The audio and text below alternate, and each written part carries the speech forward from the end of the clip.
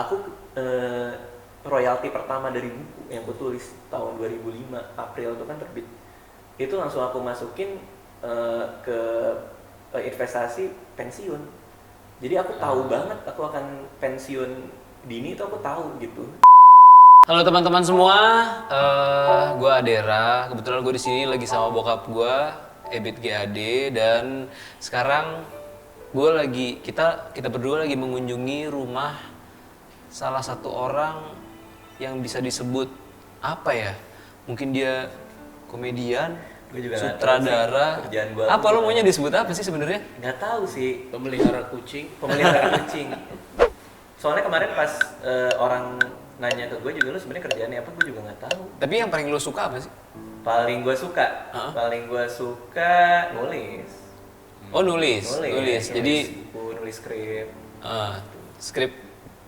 Skrip film gitu ya. Skrip film. Tapi basicnya nulis ya. Basicnya nulis. Aku dari nulis gitu. Tapi yang di luar penulisan juga ada kan? Misalnya enggak, gue nanya nih, ada nggak yang lo yang nggak ada hubungannya sama nulis tapi lo lakuin gitu loh? Nggak ada. Oh nggak ada ya? Jadi komedi itu menulis. Iya itu udah pasti ada skripnya, research segala macam. Basicnya soal menulis ya. Menulis, Iya. bahwa ditambahin performing, iya gitu.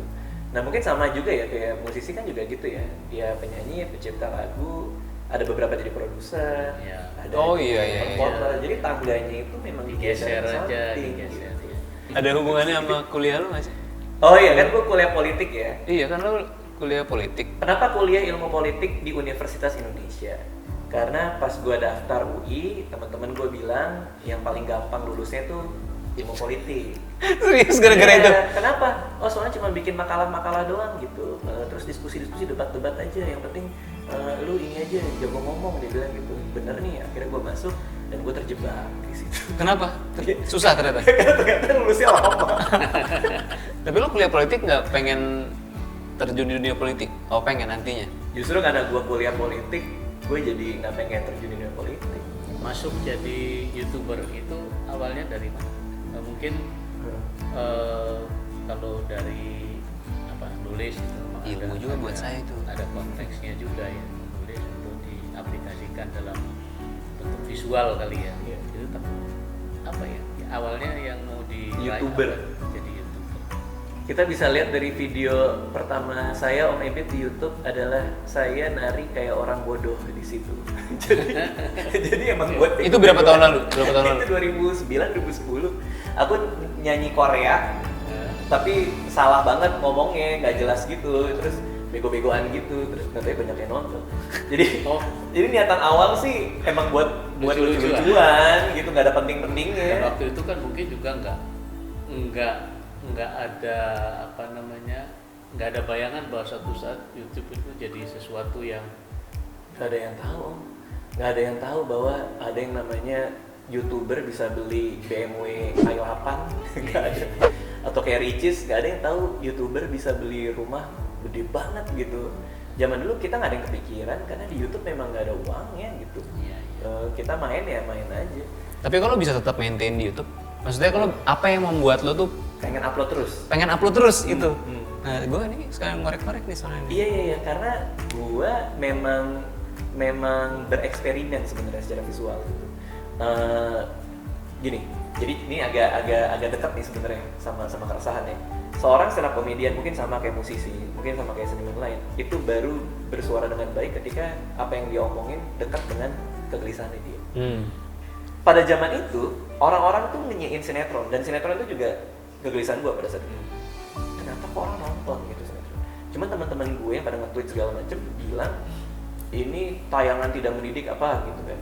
Nah kalau posisi gue saat itu, ketimbang kita ngeledekin orang membuat sesuatu, kenapa nggak kita bikin aja yang kita suka? Nah akhirnya dari semua itu diramu menjadi Malam Minggu Miko. Waktu itu Iya gue nonton tuh. web series pertama di Indonesia itu, dimana cuma 10 menit ngomongin tulisan gue, semua ilmu teori gue soal komedi dan menulis gue terapkan, dan gak tahu diambil sama TV, dan itu yang ngebuka jalan karir gue sampai sekarang gitu. Nah menyambung pertanyaan tadi, kenapa memaintain, sebenarnya adalah menjaga kewarasan gue. Kenapa emang lo nggak waras kalau nggak upload terus? Gue nggak waras kalau gue punya kegelisahan yang tidak gue terjemahkan menjadi sesuatu yang bisa gue share. Nah, aku cuma butuh 2 om. Kalau itu bisa bikin aku tumbuh dan ada duit, ya aku ambil. Kalau itu bisa bikin aku Bahagia. tumbuh dan aku bahagia, aku ambil. Jadi untuk milih pekerjaan, aku nggak butuh tiga-tiganya, gue nggak butuh tiga-tiganya. Nah YouTube itu selama masih ada 2 di antara 3 ini, gue akan tetap lakuin. Kalau menurut lo konten yang rata-rata orang Indonesia tuh sekarang lagi hits banget, orang-orang tuh pada lagi suka banget tuh apa sih? Ya kita lihat aja di trending YouTube kan udah Trending? jelas tuh. Karena trending Vlog. YouTube, ya ada Vlog vlog, gitu. ada. Ini tetap sih, kalau teori gue adalah semakin kita beda, kita akan semakin terlihat gitu. Jadi siapapun yang berbeda. Jadi apapun kontennya dong? Apapun kontennya. Nah ini terlepas dari orang boleh punya standar berkualitas atau tidak sendiri-sendiri. Cuman yang jelas kalau kita beda, kita akan muncul. Dan kalau kita, mumpung juga ada Om Ebit kan, Om Ebit pada saat itu juga beda gitu kan, dengan gaya nyanyinya dan segala macam, sehingga terlihatnya lebih mudah gitu. Apalagi zaman Om kan, semua yang bisa rekaman adalah yang memang baik dan berkualitas kan. Jadi yang punya kesempatan juga. punya kesempatan dan jarang gitu orang dapat kesempatan itu. Kalau zaman sekarang orang bisa bikin lagu kapan aja gitu. Om Ebit melihat YouTuber gimana? Ini kan sesuatu yang nggak ada di zaman Om dulu. Iya. Ini memang saya juga takjub juga sama anak-anak yang berhasil dapat apresiasi dari kelompok yang menyukai gambar-gambar yang diupload di YouTube itu. Saya sering mencoba melihat apa sih yang menarik dari konten yang diupload. Memang mungkin zaman sudah berubah. Iya. Orang melihat bukan lagi ada alurnya, nggak penting. Tapi yang penting dia keluar dan beda.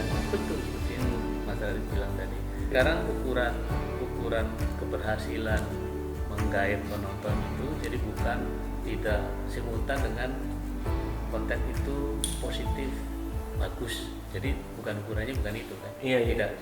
Tidak serta-merta jadi ini konten ditonton orang banyak, ini konten bagus. Saya kira bukan itu ukurannya. Tapi ya kenyataannya bahwa yang penting beda. Ini konsep seperti ini apa bisa langgeng? Menurut saya kalau orang berlomba-lomba untuk membuat yang beda, itu kan jadinya semua beda. Betul. Apa itu tidak jenuh menurut tadi? Menurutku makanya balik lagi ke kejujuran tadi, kegelisahan tadi. Kalau kita bisa menemukan format yang beda, tapi kita punya keresahan kita yang kita sampaikan pada format itu jadinya akan awet banget. Karena kitanya juga passionate kerjainnya. Oh iya. Misalnya apa ya? Misalnya ya ketika Orang kan tidak, nanti kan orang jadi terangsang untuk ini beda kemarin berhasil. Nah, sekarang yang beda ini sudah jadi sama. Sudah jadi biasa. Dibikin beda lagi. Iya. Itu Iya bisa gitu. nggak jenuh gitu. Ini Ada pertanyaan pasti menarik. Ada titik jenuhnya. Betul sekali. Ini pertanyaan menarik dari Om Ebit, bener banget. Kalau aku, cycle aku tuh 3 tahun. Jadi makanya tadi kita bicara soal, kok lu beda-beda banget sih? Maksudnya kalau ngerjain hal beda-beda. Karena aku selalu 3 tahun. Karena memang tipikal aku tuh gitu. 3 tahun aku ngerjain sesuatu yang berbeda menurutku dan aku passionate banget. Habis itu udah selesai. Itu 3 tahun lagi aku bikin. Makanya aku nggak pernah bikin malam minggu Miko lagi sampai sekarang. Aku nggak pernah stand up comedy rutin lagi. Gitu. Jadi kalau buat aku pribadi 3 tahun. 3 tahun. Untuk mengatasi betul kata Om Ebit tadi. Tapi rencananya mau berkarir sampai usia berapa? Aku mungkin sampai 40. Ya, makanya dipasari 3 tahun, berani batasnya 3 tahun. 40 sekarang berapa sih? Sekarang Kalau 3. seperti saya sampai 70. Kalau ya itu kan Batasinya ini susah. Om Ebit passionate banget berarti. Iya. Kalau aku ya aku karena orangnya juga gini ya, maksudnya aku orangnya juga anak rumahan apa segala gitu.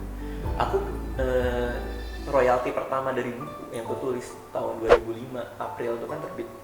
Itu langsung aku masukin ke investasi pensiun. Jadi aku tahu banget aku akan pensiun dini, itu aku tahu gitu. Tapi aku bikin pernyataan, Iya, aku iya. nggak yakin setelah pensiun akan diem aja nggak Ah yakin. iya benar. Semua orang ngomong gitu kok. Nah, Semua coba orang nanti ngomong gitu. ketemu umur 40. Kita ketemu lagi Mas Batu. Konsep pensiun itu bukan kita berhenti ngapa-ngapain gitu. Aku pengen banget kayak Om Ebit gitu kan. Jadi emang yang kita kerjain tuh yang Ya, passion yang kita seneng, yang kita happy. Jadi gue kan suka upload YouTube juga nih. Ya. Gue suka dulu gue ngevlog sebelum vlog itu Rame. rame. Belum ada duitnya. Iya, gue nonton tuh. Terus habis itu yang rutin sampai sekarang gue lakuin adalah gue ngepost video klip sama video cover. Nah, terus gue selalu bacain komen dan gue yakin mostly positif. Iya. Kalau lu nanggepinnya gimana? Misalnya ada yang komen di video lu, tapi komennya tuh yang jelekin lu atau ngejelekin konten lu, atau misalnya kayak gue tadi, lu disama-samain sama orang, ngikutin siapa nih gitu. Oke, Lu gimana? ini pertanyaan menarik banget. Yang pertama adalah kalau misalnya ada yang ngata-ngatain lo atau tadi lah ngomongin yang kayak gitu-gitu, yang pertama jangan dibales. Karena berantem sama orang yang kita tidak kenal di internet itu tidak mendatangkan manfaat apapun buat dia, kita atau orang yang baca. Iya. Gitu. Karena kalau kita Tapi berantem, lu baca kan itu? gue baca. Jadi yang pertama pasti itu, ini dalam konteks gue ya, gue tidak pernah membalas. Nah yang kedua, apa yang dilakukan ketika membaca? Kebetulan gue ini komedian gitu, dan kalau komedian itu kita biasa dekat sama kegelisahan kita dan biasa banget buat ngatain diri sendiri, atau kalau lagi show sama orang-orang kan ada roastingan tuh, dikatain sama orang-orang gitu, sama teman-teman yang lain. Jadi gue punya kerelaan yang cukup cukup luas ya untuk baca komen sejahat apapun gitu. Tapi sekarang ya Om ya, mungkin beda kayak zaman Om Ebit jadi penyanyi ya, haters itu terlihat itu nggak sih dulu gitu? Ada nggak sih orang yang nggak suka sama Om Ebit? Kalau misalnya di IG kan tinggal nulis, ada nggak yang datang Om Ebit saya nggak suka? Kalau dulu gitu. Relatif mungkin pasti ada lah ya. Pasti ada. Kalau tidak suka pasti ada, tapi dulu tidak ada media untuk mengekspresikannya secara langsung ke saya gitu katakanlah. Emang nggak ada sarana. Kalau surat ada yang ngirim nggak? Surat, Saya dulu tidak suka. surat, tapi surat itu kan biasanya seragam gitu, bahwa saya menyukai lagu ini, dan bahkan itu juga saya sebagai penyanyi populer dulu banyak sekali ada PO Box yang khusus. Iya. Nih sebenarnya kan kita ngobrol ini mau ngomongin single Om Ebit sama Adera ya. Cuman kayaknya gara-gara gue kebanyakan ngomong nih. Oh iya ya. Ya, tapi Malah jadi paling asik belakang. juga itu. Tapi seru sih sebenarnya. Ngobrol sama lo tuh kayaknya nggak bisa berhenti gitu loh. Jam-jam mana jam. Nah di rumah ini makanya nggak pernah ada jam biar lama. Nah tapi aku tertarik nih sama Om Ebit sama Adera gitu kan.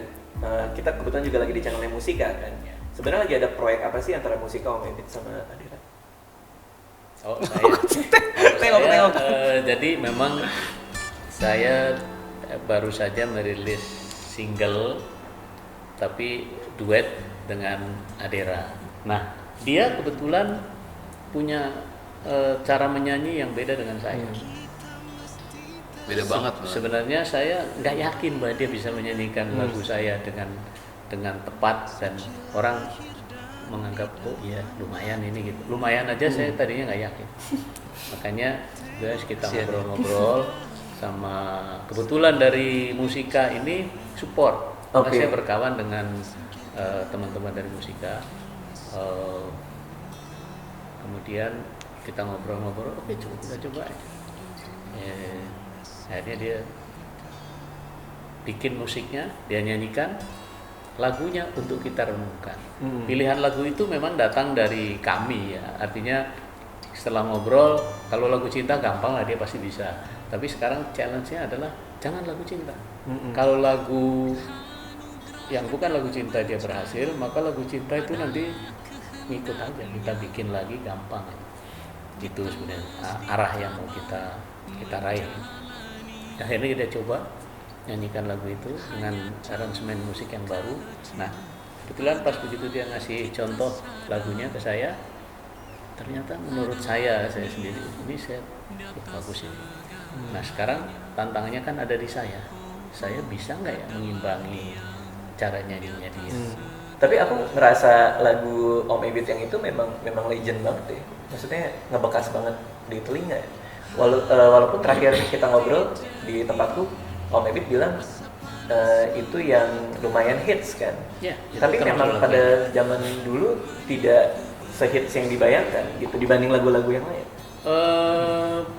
Itu saya kebetulan mendapat kehormatan lagu-lagu saya hit cukup banyak. Jadi dari setiap album dari yang saya buat itu ada hit-hitnya.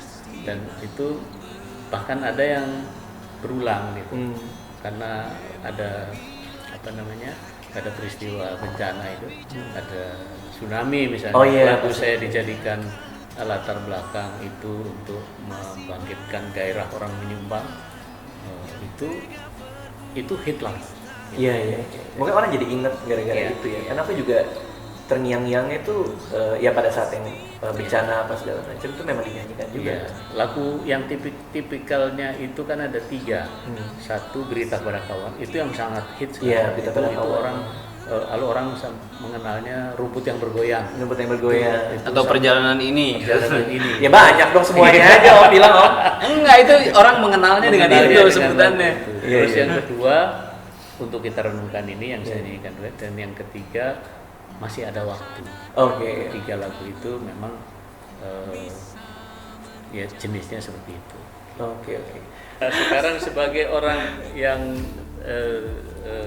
melakukan kegiatan yang sebenarnya kurang lebih sama, apalagi awalnya dari Indonesia. Iya. Tahu nggak lagu-lagu saya? Depannya udah kayak gitu, gue jawab nggak tahu, gue nggak enak dong. Kan cara nanya, tahu nggak?